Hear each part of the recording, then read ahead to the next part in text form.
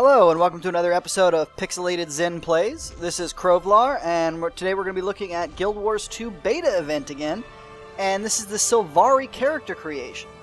We're just going through right now and taking a look at the different classes, getting an idea for what their high-end armor sets might look like. I like the Guardians. It looks kind of cool, very plantish almost, while still being not metallic necessarily, but kind of a harder plastic it looked like almost. Here we have the Ranger. That's my favorite. Necromancer, I love the way that the top looks like leaves and vines. It's just, you don't see that in any of the other races, of course, because it wouldn't make sense. And here, again, it looks almost plantish with the Mesmer here. I don't know how they do it. It looks amazing, though, and I hope that they have more armor sets in the game that take that kind of a plant-like look to them. We're going to pick Ranger here for now, since I haven't actually played it in any of the beta weekends yet, and I want to give it a shot and see how I like it. I eventually want to try all the different classes before the end of this beta weekend. That way I can get an idea of what I want to play when the game goes live on August 28th. Right here we're looking at the Sylvari skin textures. There's only 7 of them, and we're just looking at them real quick. They're not bad. They're not great either. They have a lot of detail to them. But they're obviously nothing special. You're not really meant to see your character running around naked all the time. So it's not really a problem.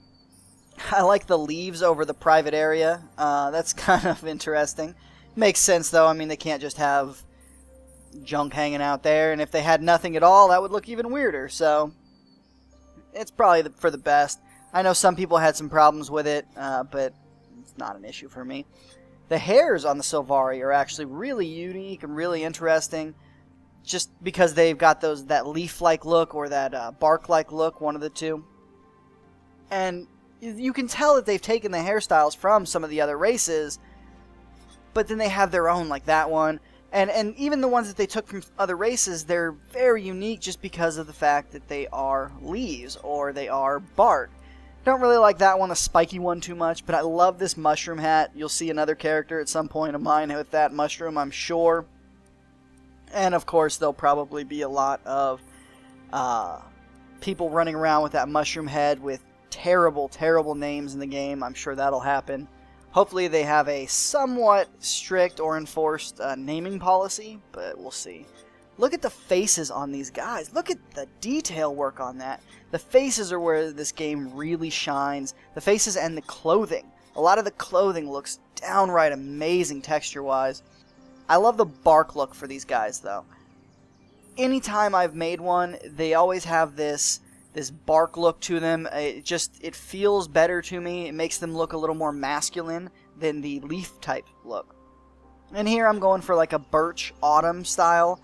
And the ears are very interesting. I've never seen ears like this, and obviously it wouldn't make sense for any other race.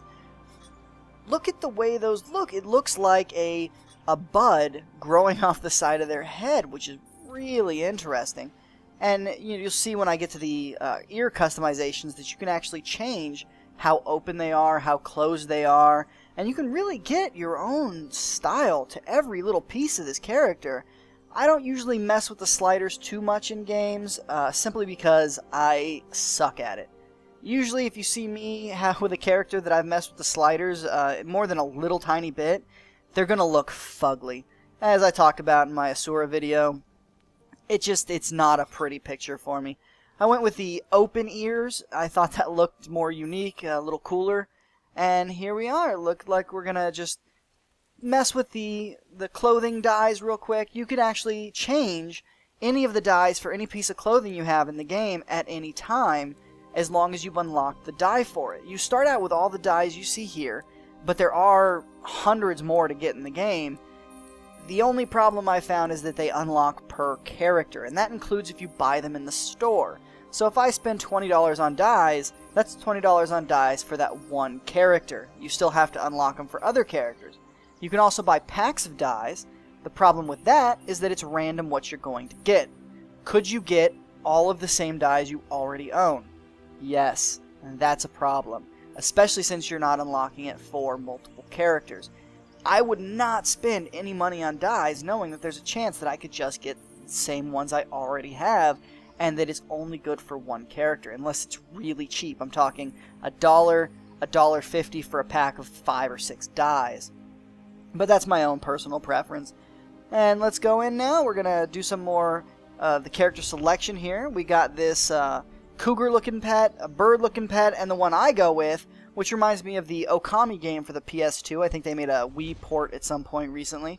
But it was more of a Japanese kind of watercolored, inked look. And it kind of fits with this game since they've got that watercolor-ish background going on. And when you're actually in the game, the brightness and the saturated look of the environments kind of gives it that watercolor feel too. Plus, this is the only race you can choose that pet, at least as a starter pet. And I had to go with it. It just looks so interesting and different. What you're seeing here, it's just one of the things your main quest is going to focus on. You've got this green knight, a white stag, and a moon. And it's a little bit of a flavor for what you're doing. The Shield of the Moon. The moon is a powerful symbol of healing and magic. Any who dream they're protected by the moon shall know faith and fortitude. I hope I'm worthy of such a vision. The white stag. The white stag is a creature of enchantment, an immortal beast with great power. It is said that the stag will trade a magical boon for its freedom, if I can catch it. So, it's just kind of something that they'll mention in the storyline. I haven't gotten too far with it. Here, where the life goes, so too should you. The world is a delicious and gorgeous place created for us to explore, enjoy, and protect. All things have a right to grow. The blossom is brother to the weed. Diversity of opinion is good. Discussion is healthy. And then finally we have this: act with wisdom, but act. It is one thing to know what is right and another to change the world. We have a calling. It's kind of your faction inside the game. Here we have the cycles. It's kind of unique to the Sylvari. We've got the cycle of night. They make their own decisions, and we come and we go as we please, nimble of mind and body. Cycle of dusk. Sylvari awakened at dusk are naturally curious and thoughtful. We love to learn and spend time reading and studying. Intelligent and drawn toward luscious complexities of magic. Cycle of noon. Sylvari awakened midday, solve problems by attacking them head-on. We are the warriors, hunters, and travelers who experience life firsthand and enjoy the rush of taking risks in order to feel truly alive. And we have the cycle of dawn. Sylvari awakened at dawn are natural talkers, diplomats, and forward thinkers. We are intimately connected with our surroundings and markedly empathic toward all, even other races. And I end up picking the cycle of noon here. And you'll see I just make another character name. It starts with a V. I always do that. And I end with Thorn because it's kind of planty. Simple. And here we go. Here's the story. I'll leave you to it.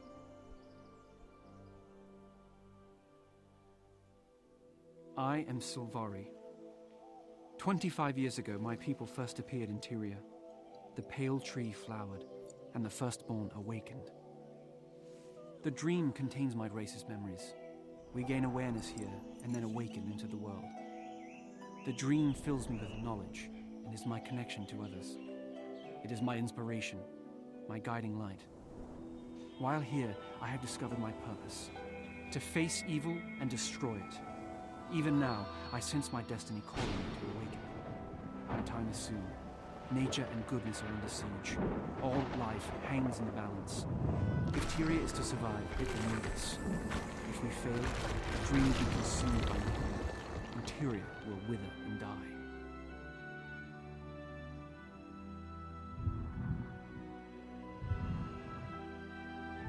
I dream of voyages. The voices of my people whisper to me of far-off places and mysterious shores.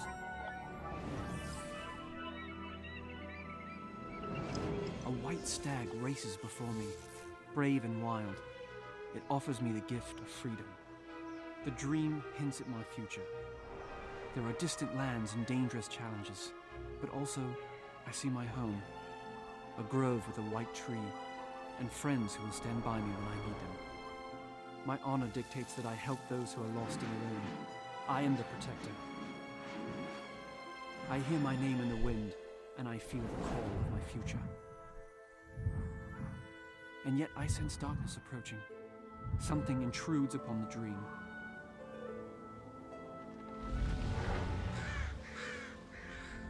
It blocks the path to my awakening. Before I can enter the world, I must first face this evil and vanquish it. I am summoned by the dream.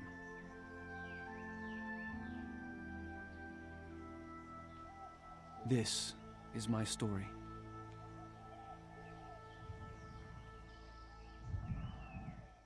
And there you have it. Thanks for watching, and tune in again. Next time we'll have some gameplay footage of the Asura and the Sylvari. And we might have some PvP footage a little bit later where you'll see me get rocked. Thank you. This has been Pixelated Zen Plays. Goodbye.